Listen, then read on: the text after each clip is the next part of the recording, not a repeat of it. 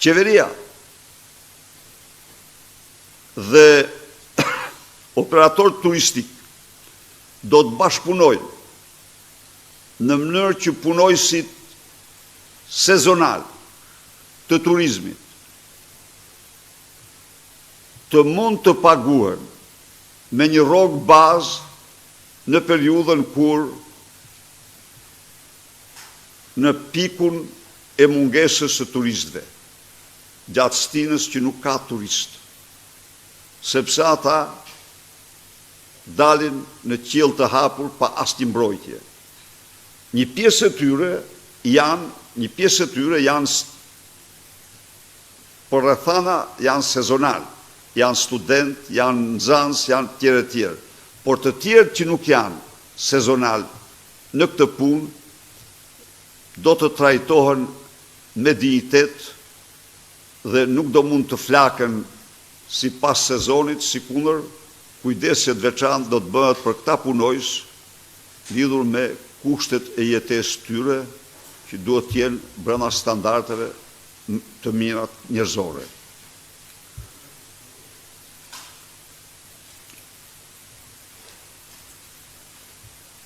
Ligji për investimet strategjike pëson ndryshim rrënjësor. Çdo titull strategjik i dhënë me korrupsion anullohet.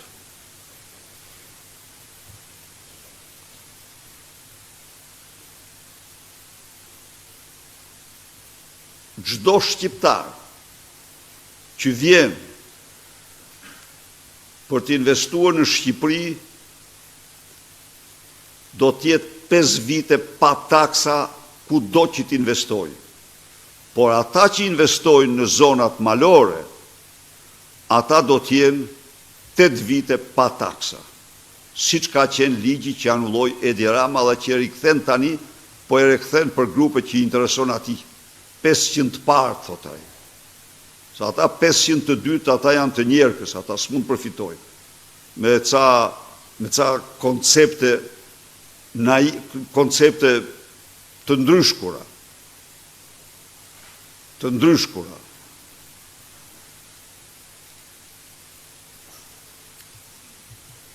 Eksportet,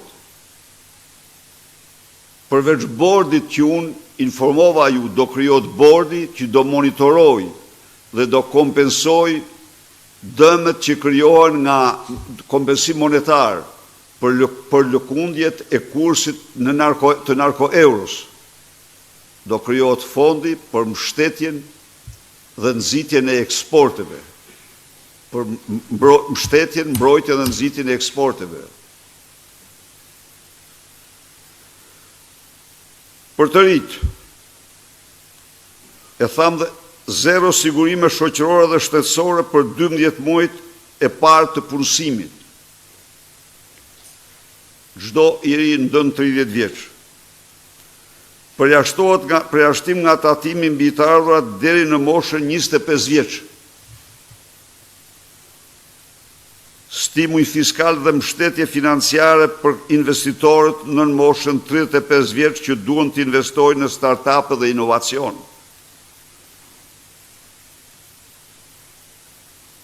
Mbështetje forte arsimit profesional dhe ekselencave të tij për biznesin.